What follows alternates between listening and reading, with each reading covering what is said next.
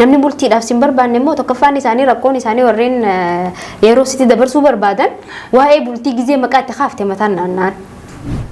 nama kana bakka inni dhaqu bakka inni galu hordoftanii kan ergasii diddibannaa kana baay'ee hin beekne ni diddibatu kan ergasii uffannaa kana hin beekne uffannaa kana bifa adda addaatiin diizaayinii adda addaatiin faashiniin kana hordofuun gaafa jaalallee keessan irraa adda baatanii faashinii kana hordofuun baay'ee daran isinitti dhufa.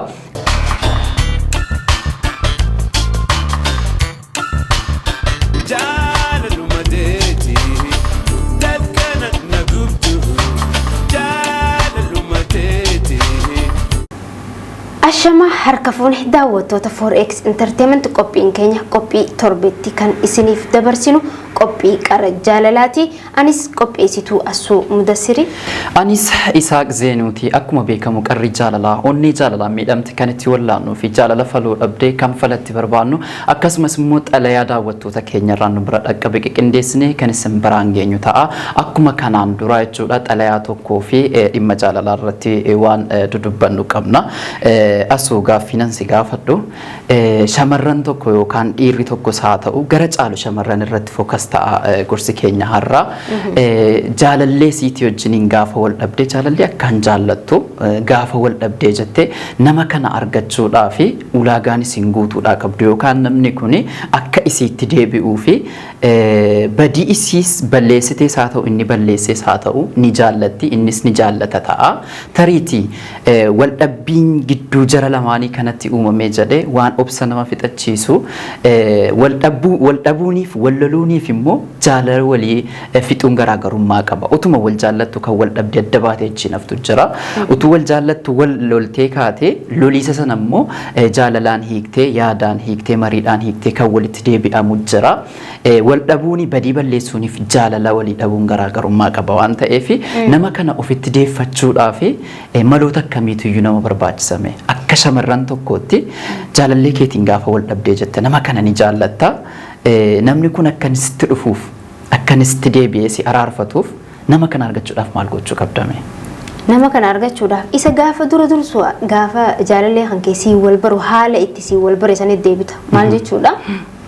Amma namni kamiyyuu dubartii fi dhiirti gizee wal barree walitti dhiyeenya keenya eegalamu irra caalaan dubartiin xiqqishoo ni boonti. Dhiirti sun haga waan barbaadu san irraa arkatutti aarsaa kafaluu qabu kafaleeti nama san arkata jechuudha. Akkana gizeen jedhu amma fakkeenyaaf dhiirti takka nama akkanatti gizee hunda isaan hiraarsuu gizee hunda amma itti dawwalu gizee hunda amma cinqi isaan kaa'u hin fadhan. Keessattuu bilbilaan.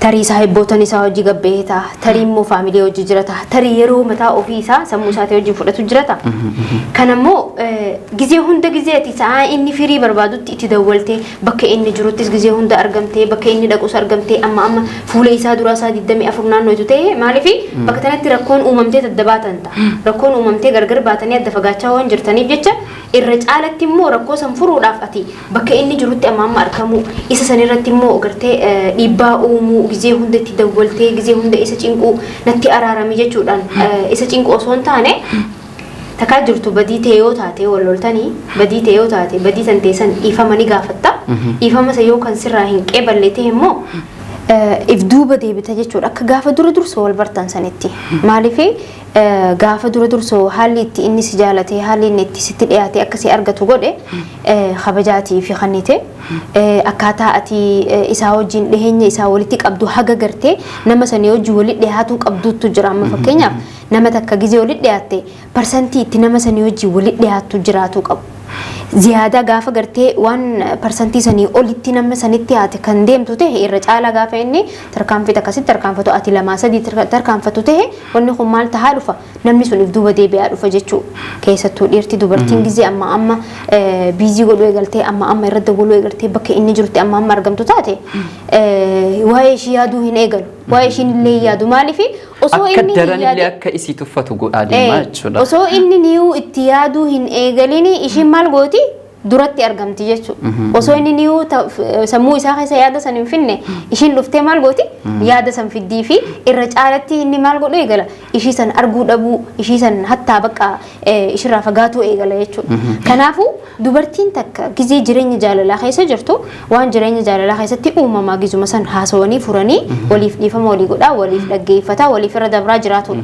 San bira dabaree daangaa dabaree haga gartee adda fagaatanii namni tokko qoftiin kadhatu turratti yoo kan ga'u ta'e stop ta'uu qabdi bakka kanatti. Akkasii bakka kanatti dhaabbachuu qabdi. Ibsa bal'aadha kanatti naaf kennite sirriidha. Laal wal dhabuun akkuma kan mata dureetti kaasee wal dhabanii adda ba'uunii fi otoo wal jaallatanu adda ba'uun garaagarummaa guddaa qaba. Jaalallee lamaan gidduu keessatti wal dhabdiin ni uumama. Wal dhabdiin kun immoo sadarkaa dhaqanii adda ba'uu kan geessisu jira. Garuu namni sun wal jaallata. Wal dhabuun kun jaalala kana hiikuu jaalala kana wal biraa dhabamsiisuu hin danda'u. Nama kana adda baatee galgalaaf ganama ni yaadda taanaan yoo nyaattu yoo dhugdu waan adda addaa wajjin dabarsu yoo dhaqxee illee siree kan keerra gaafa geessee jettu nama kana yaadda taanaan namni kun sirraa adda ba'eera sis iyyafataa hin jiru ni jaallatta erga ta'ee jedheeti nama kana ofitti deeffachuudhaaf maloota itti fayyadamtu malootuma ammaati keessadha. Keessatti shamarran kan keenya jaalallee isaaniitii wajjiniin gaafa adda ba'anii obsan qabanu ni jarjaru. Deebi'ees ammoo akka waan inni atiin amala tokko faa qabdu amalli keessan maali dhiirri tokko gaafa sanirraa adda ba'ee jedhee nama kana hordoftu. Nama kana bakka inni dhaqu bakka inni galu hordoftanii kan ergasii diddibannaa kana baay'ee hin beekne ni diddibattu kan ergasii uffannaa kana hin beekne uffannaa kana bifa adda addaatiin diizaayinii adda addaatiin faashiniin kana hordofuun gaafa jaalallee keessan irraa adda ba'ee adda baatanii faashinii kana hordofuun baay'ee daran isinitti dhufa. Kuni dhiibbaa guddaa isinitti uuma. Akka dhiiraatti gaafa laallee jennu no shamarran hin uffatin hin dibatin jechuu keenya miti. Shamarran yoo of babbareechite of qaqqabde ulaagaa bareedinaa keessaa of qaqqabuuniif of diddibuun isa tokko waan ta'eef. Garuu gaafa nama wajjiniin jirtu nama sanarraa adda baatee amala addaa kan agarsiistu ta'e keessatti bakka inni jirutti agarsiistu ta'ee jedhee nama kana inaafsisuudhaaf yookaan akka waan jireenya haaraa wayii jalqabdeetti akka waan dantaa isaa hin qabneetti fakkeessuun kuni namni kuni barbaachisaa miti. Namni kun sammuu isaa keessa waan biraatu uuma. Fakkeenyaaf social media irratti kan wajjiniin fayyadamtan yoo ta'e jedhe yeroo inni si argu social media kana online goote yoo kan teessu ta'e jedhe sa'atuma dheeraa wayii keessatti yeroo inni irratti argamu online kan gootu yoo ta'e jedhe nama sana achirratti argaa garaan kan kee hin danda'u itti barreessuu jettaa waan kanaan dura wajjiniin babarreessitan kana faalaaluu dandeessa. Namni kun achirratti si arga taanaani hanga ta'e wayii bakka inni sin argine irraa duubatti of qabu fakkeenyaaf namoota adda addaa kana jijjiiru gaafa nama jaallattu wajjiniin adda baatee jette dhiira adda addaa kana wajjiniin hariiroo kan uumte fuuldura isaa deddeemtu yoo ta'e jedhe kanaan dura yeroo na wajjiniin jirtu yoo na dhiira akka kana jijjiiraa jiraatti kan jedhu sammuu namaa keessa dhufuu danda'a. Kanaaf kanarraa of qabuun baay'ee barbaachisaadha. Jireenya idilee keetii normaal taate fayyadamu jiraachuu qabda keessatti fuuldura isaatti. Maaliif tasa gadduu dhiisuudha. Yoo kan gadditu ta'ee jedhe namni kun garaa siif hin laafu. Maaliif sitti boona? Yoo kan immoo tasa kan kanaan dura amala kee kanaan duraarraa kan gammaddu yoo ta'ee jedhe innis dhiibbaa biraa wayii maal argatte kan jedhu wayii durumaayyuu akkasii kan jedhu wayii sammuu namaa keessatti uuma waan ta'eef kanarraa of eeggachuun barbaachisaadha. Keessatti wantan kaasuu barbaadu dhiirri shamarran waa lamaaf barbaada. Waan lamaan kuni tokko yeroo wajjin dabarsuudhaaf tokko immoo bultiidhaaf. Bultiidhaaf kan inni barbaadu kan akkamiiti? Yeroo wajjin dabarsuudhaaf kan akkamiiti meeqatti naaf ibsi? Anas ibsa mosiin ibsite. Akka nama qorataa jaalalaa tokkotti yookaan waan tokkotti dhiirri shamarran yeroo wajjiniin dabarsu kan akkamiiti mee? Guutumaan guututtuu dhiirtii kaayyoo qabdu dhiirtii jireenya mataa ofiitii irratti fookas gootee jiraattu gaafa jireenya bultiidhaatti seenuudhaaf murteessite dubartii isaaf taatu tan jaalatu ni laallata. Gaafa laallatu san immoo akka gartee namoota ammaan tana yeroodhaaf si fayyadamuuf haawala garruu haawalitti dhufnu akkasitti haa gabbaanu vaakeeshina haa deemnu osoo hin taane maal goonaa haala amma namni takka gizee walitti dhufu dura dursoo wal bara walitti dhihaata walitti dhihaatee wal bare booda tarii wal jaalata jechuudha. Gaafa jaalala keessa dhufe namni bultiidhaaf si barbaadu maal godha? Daayirektii deema jechuudha. Bultiidhaaf si barbaada. Akkana maal godhuu qabna? Waan bultitti aanu san gartee miti irratti haasa'u amma kara bultii maaltu nu oofaa? Maal qabaachuu qabna? Maal dalagachuu qabna? Maal qabna? Akkamitti bultii seenuu dandeenya kan jedhu irratti yeroo dheertu si hojii haasa'a. Bultii akka si barbaaduu fi wantoota kara bultii si oofaasan si wajjin haasa'uuf, si wajjin yaaduuf, si wajjin yaaliidhaan hojjechuudhaaf si wajjin yaalii godha jechuudha. Namni bultiidhaaf si barbaanne immoo tokkoffaan isaanii rakkoon isaanii warreen yeroo sitti dabarsuu barbaadan waa'ee bultii gizee maqaa itti kaafte mataan naanna'an. Dachii tanaan maraanii shamarran akkamiitidha amma fakkeenyaaf dhiirri tokko kan inni bultiidhaaf barbaadu shamarran kaayyoo qabdu kan yeroo itti fayyadamtu kan haala amala qabdu inni kun akkuma jirutti ta'ee bareedina isa kan irraarra isa kan keessoo kana laala dhiirri bultiidhaaf shamarran barbaadu.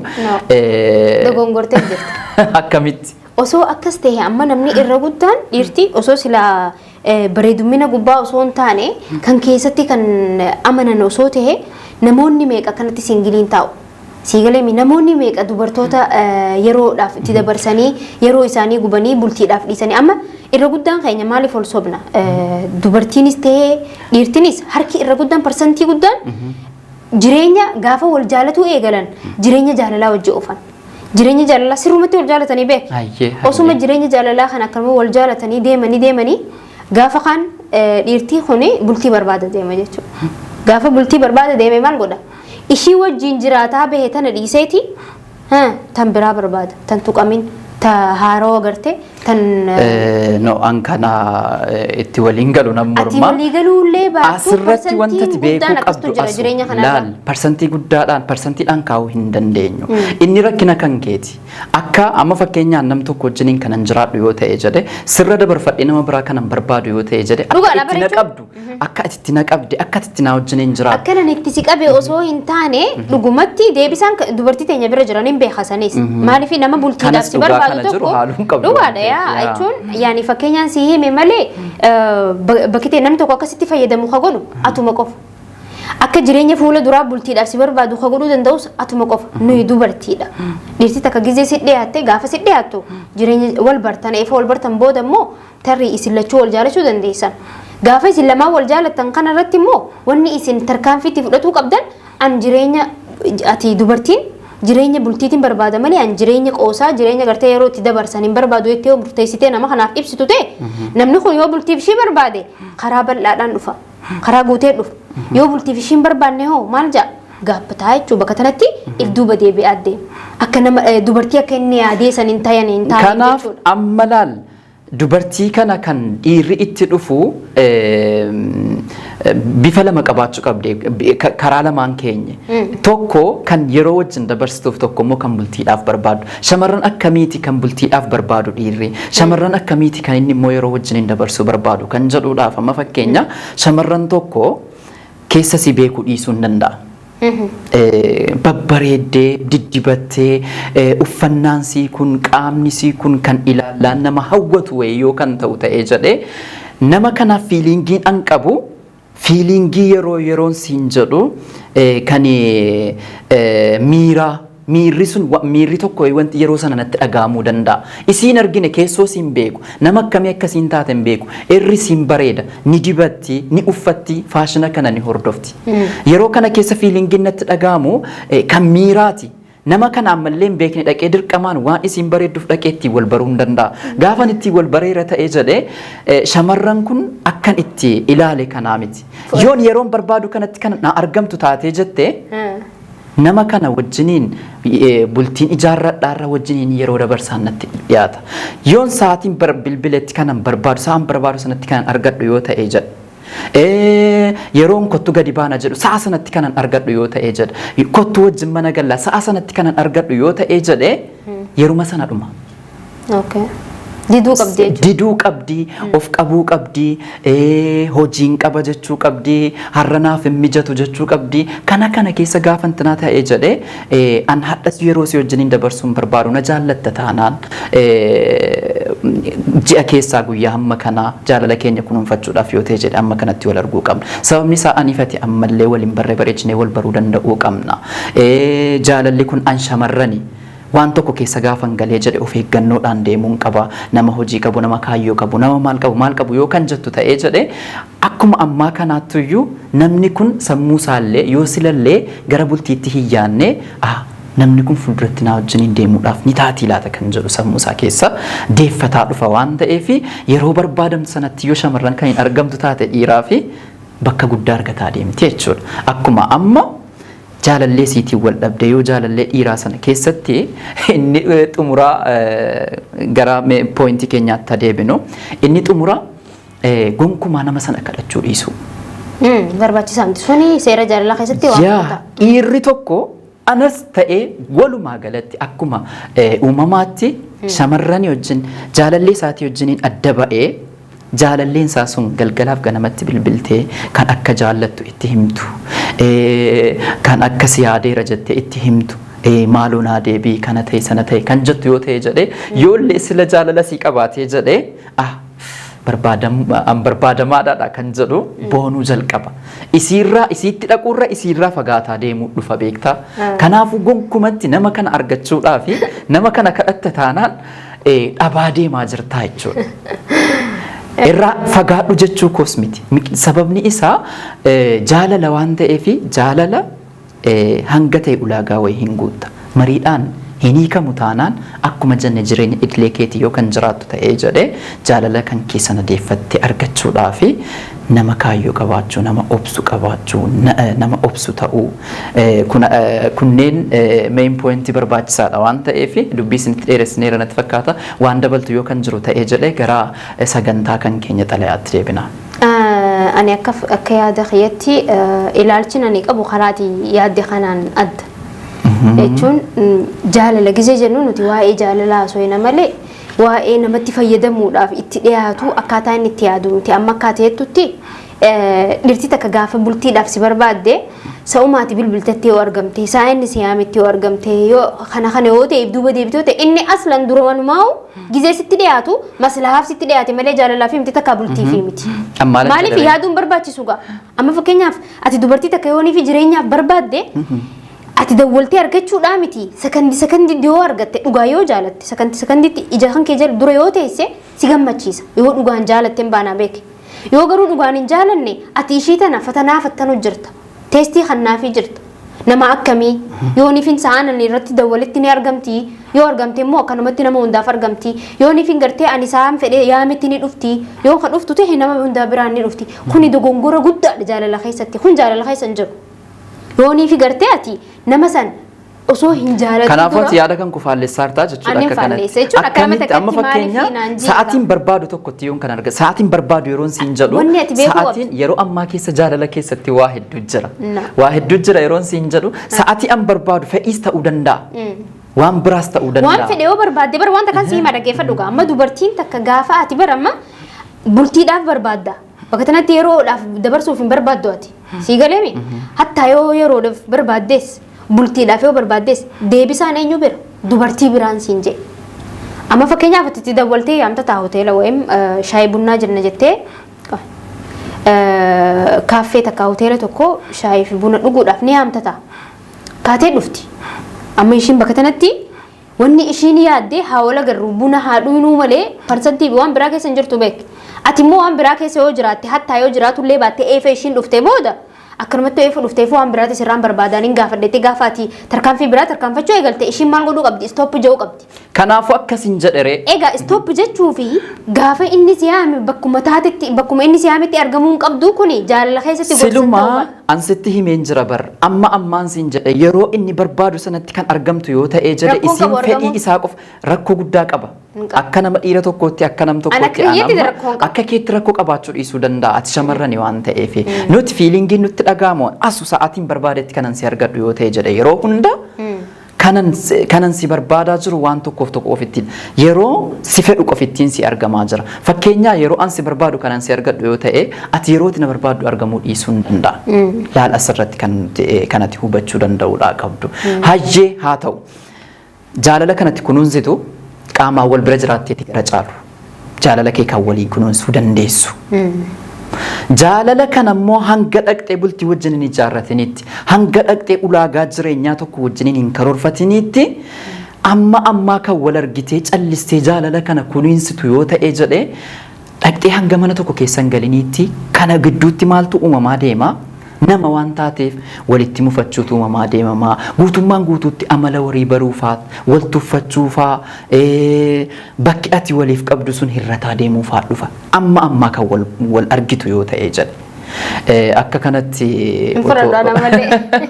namni takka gizee bultiidhaaf deemu haala itti bultiidhaaf kana bultii seemu laal nama bultii wajji jartu takka wal baruu danda'uu qabda amala nama sanii kan wal bartu akiid boontee yoo saashin si barbaadu nan hubanne natti fakkaata asirratti an asu har'a gonkumaa yoo wal lollee studio sagantaa cufde deemu ta'e malee jechuudha har'a wal dhiisaan jiru harka keenya dhiisuu dandeessa akkasii miti seenaa obboleessa keenya dhaggeeffannee xiinxalleeti isinis yaada qabdan kannitanii sanboodanaa fi isaaq waliif baana jechuudha akkanumatti harka walii hannuun hin jirtu eegaan daawwattoota keenya seenaa dhaggeeffannee kan walitti deebinu ta'a. Nageenyi koo kan kabajaaf jaalalaa dhugaa onnee irraa maddite qilleensa qaxxaamurtee laga hunda ceetee mukaaf gaarreen keessa lootee bakkuma ati jirtutti si haa qaqqabdu. Yeroon guyyaan torbeen baatiin waggaan wal jijjiirtee kunoo waggaa afur geesse. Ayyaanni irreechaa baranaa waggaa afuraffaa anii fi ati itti wal barannedha. Ayyaana irreechaa kabajachuuf jedheen hiriyoottan koo waliin salaalee ka'ee Finfinnee dhufe. Sirbaa dhiichisaa uffata aadaa keenyaan faayamnee ayyaaneffachuuf Finfinnee keenya. Halkan gaafa sanaa sirbaa dhiichisaa addabaabaayii masqalaa keenya. Achirraan koonsartii irreechaa galma barkumeetti argama. Sagantaa addaa fi artistoonni Oromoo ummata Oromoo kutaa 11 irraa irreecha irreeffachuuf dhufan bashannansiisaa turan. Guyyaan sun guyyaa addaa turte. Gaaddisee koo atis akkuma koo magaalaa Amboodhaa kaatee irreechaaf achi turte. Atis hiriyoottan kee waliin sirbaa turte. Galmi guutuu ture. Nus osoo ma'ichifnuu miila kee irra ejjennaan ofirraa na darbatte. Dhiifamaa si gaafadheen dhiichisa koo itti fufe.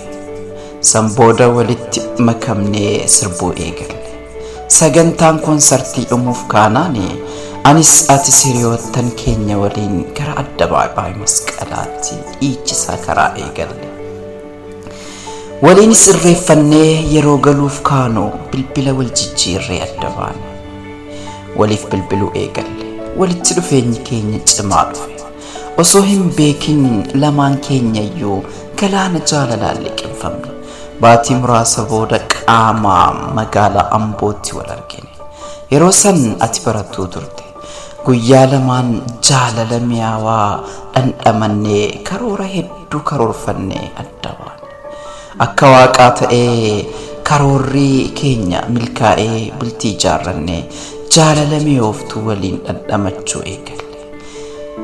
Jireenyi xiqqoo nutti jabaannaan waggaa 2 booda ati gara biyya alaa deemuu murteeffannaan tole jedhee si gaggeesse. Erga narraa fagaattee adeemtee jireenyuu siin alanatti ulfaatteetti hedduun si yaadeera.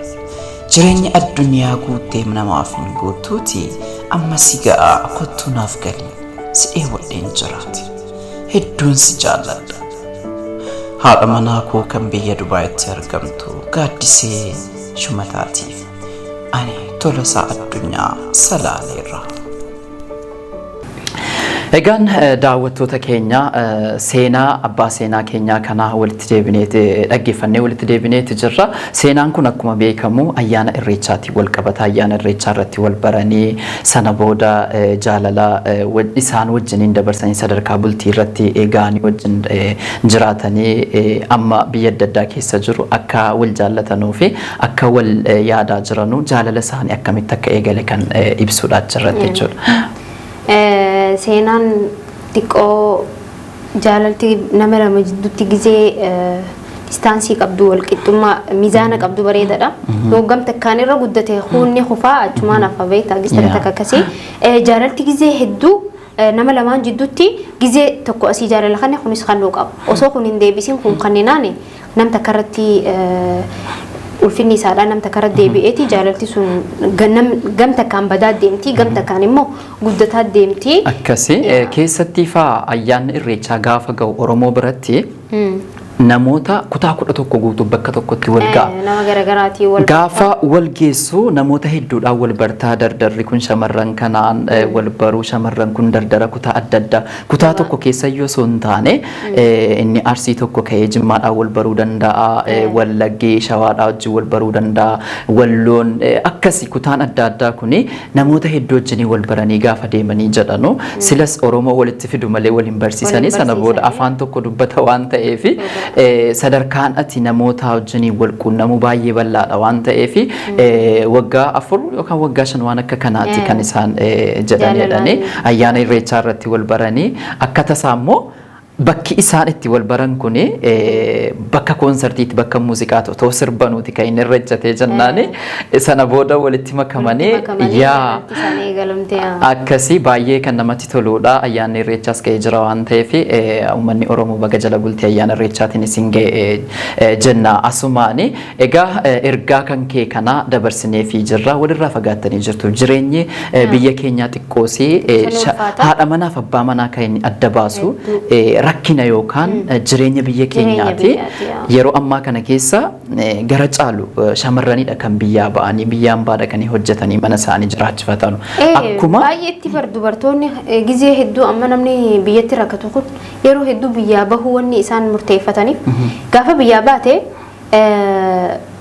waanuma fedheewu ni daleeda abbaa fedheewu yoonii fi amma tarii biyya keessatti amma baratteetillee osoo digrii qabaatte dalagaa argachuun ni ulfaata yeroo ammaa kana gaafa biyya baqaa kana deemtu immoo digrii qabaatte qabaachuu baatte barattee barachuu baatte dalagaan ilma namaa hundaatti wal qixa wanni guddaan maallaqa argachuudhaaf deemanii maallaqa san argachuuf immoo maaliin godhaa gizee yaaduu eegaltee biyyaa bahuu sii dhufa sababa sanii namoonni hedduun kan wal jaalatan biyyaa bahuu irratti adda fagaatanii fi adda ba'an hedduu jira. kun immoo haga dandahamutti wal hubannaa fi wal hubannaa walii obsuu yoo jiraate baay'ee marii barbaachisa kanaaf hinga'a amma kottu wajjin jiraanna siin jedhaati jira abbaan manaa kan keeti yoo dandeessi deebi'i Itoophiyaatti abbaan manaa keetiitti wajjin jiraadhu namoonni wal jaalatee adda fagoo jiraatu kun xiqqishoo ni ulfaata maaliif keessattuu namni osoo wal bira jiraatu jiru tasa ka'ee adda bahee gargar fagaate waa hedduu yaada gaafa si bira jirtu gaafa qophummaan si dhagahame namni sun si bira argama gaafa gartee nama sanitti yaada kan kee ibsachuu rakkooteetis gammachuuteetis ibsachuu barbaaddu nama si bira jirutti ibsattuu fi nama sirraa halaala jirutti ibsattu wal adda garte saniifuu osoo silaa namni hundi wal bira jiraate bareedadha akkuma isaa qoon keenya jeeqa dubartoonni keenya if qaaleessaadha yoo if qaaleessine no akkas jechuun kan yoo of qaaleessitanii daangaa qaba hundi isaatu of qaaleessaa jechuun asuun har'anaa hojii waliigalaan jirtu waan ta'eef isa kana keessodhaan waliin dubbanna dubbi keenya irratti lamaan keenya yaada adda addaa yaada faallaa hordofuu dandeenya haayidooloojii adda addaa namni bifa bifaan akkuma bifti keenya garagara akkaataa nuti itti amannuutu garagara jaalalti anama akka mataa kiyyatti akka mataa keetittis akka mataa kiyyattis namni hundi akka mataa nuti amma akka hawaasatti hawaasaaf ibsaa jirra waan ta'eef akka waliigalatti waan tahuu qabu ibsina malee akka mataa kiyyatti yoo ta'e mas fakkeenyaaf ani amma nama bultiif na barbaadu takka inni bultiidhaaf na barbaadeef jecha jireenya kiyya keessa naqu gonkumaa maaliif ani yoo fedhinnaa isaa qofaa miti kan hin kabaju bakka tanatti fedhii keetis ofii kootii fedhii san qabaachuu danda'uu hin qabu kuni kan ta'u immoo nama takkaan gizee walitti dhuftee wal barta walitti dhiyaatteetitti wal barta haala amala keessanii wal bartan haalli jiruu gizee hunda wal bartanii isin lachuu kan walii taatan ta'e karaa bultitti waan isin oofu isteeppii itti aanutti seentan isteeppiin itti aanutti illee akkaataan itti seentan amma ani dalagaa mataa ofii qaba namni sunis dalagaa mataa ofii qaba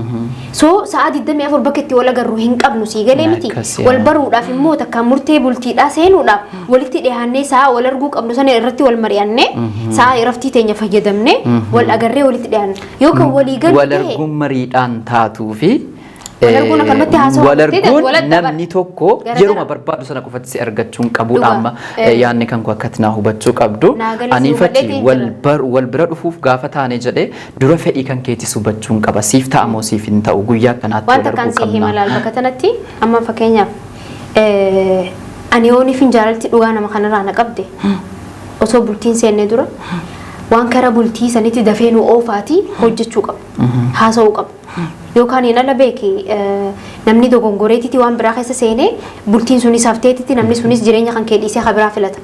Kun akkan taane ati yoonii fi nama san jaalatte dhugaan nama jaalatu takka amma arguu dhiisiiti osoo sakandii takkaa fi fuula kan kee duraa baduu baate ni feeta.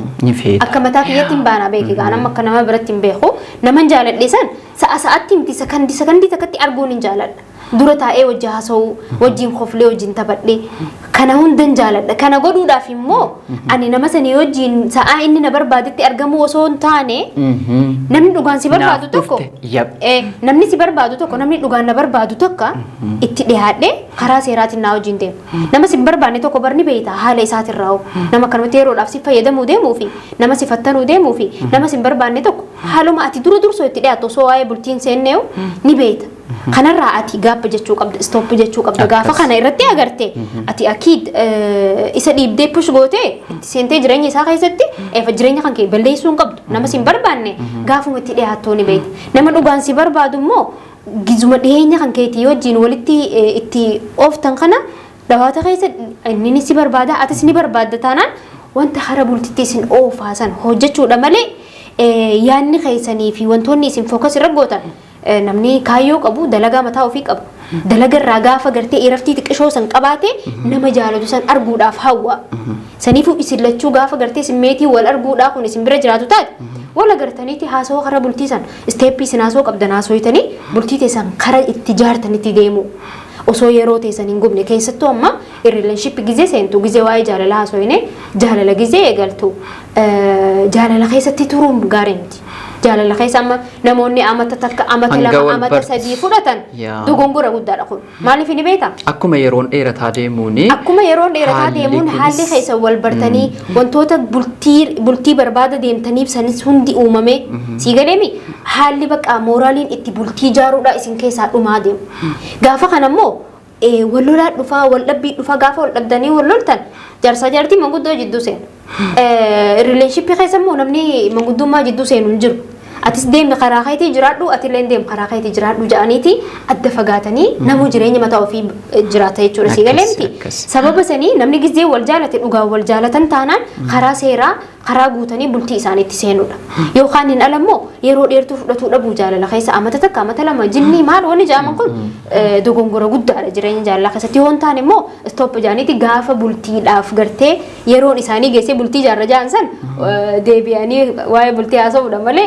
rileenshippii keessa seenanii amata meeqa fireendumaa deemuun dogongora miidhaa guddaa uumaa deema waan ta'eef saniifuu dubartiin gatiifitti godhuun waan bareedaadha akkuma isaa qoonjeetti sa'aa dhiirti takka isin barbaaddetti argamuu osoo hin taane jireenya mataa keessanii qabdanii gizee hunda argamuu osoo hin taane bakka sababa namni sun itti si arguu barbaadu gaafattee gaafa si irratti eegaa haala gadoo je sababa irratti namni sun si arguu barbaadu ni gaafatta akkanadha na hubattee amma beekaami si garakkane malee dhugaa keetii nuuf deeggartee yaani waan ta'uu qabuutu akkasi yeroo hedduu amma asuma yoo laalle asusa yoo laalle erga sagantaa kana jalqabneeti turreerra miti gara caalu shamarran warra miidhaman kan nuti arginu shamarran qofitti dhaxalayaallee kan nuti argaa jirru sababa maaliifi osoo mala kanatti fayyadamtan ta'eeti sadarkaanis nama sana jaalallee keessanii wajjin walitti dhufuu qabdanu daagaa dabraa waan ta'e yaa kanaafuyyuu akkasin hin miidhamneef immoo malootan akka kanaa kan hordoftan yoo ta'e jedhe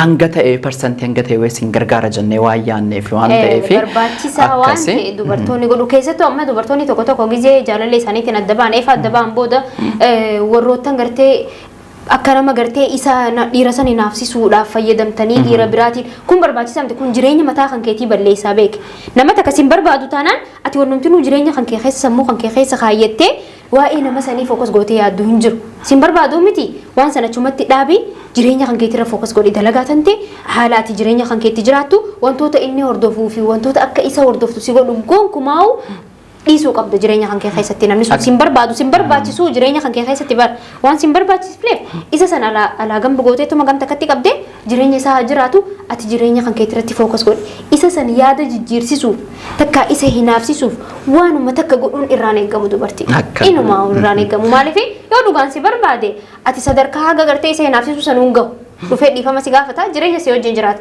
yoo sin barbaanne immoo osoo isa hinaafsisuu miti waan biraa goote nama gara galee si ilaaluu miti namni kun nama sin barbaanne waan ta'eef murtii jireenya kan keetiin murteessi nama sin barbaanneef yeroo gubini jireenya kan jiraadhu gammachuu ta'ee yeroo hedduu immoo wantoota dabareef jettee hin cinqamin jireenya itti fuufa waan ta'eef waan fuula duraatiif if qopheessii jiraadhu.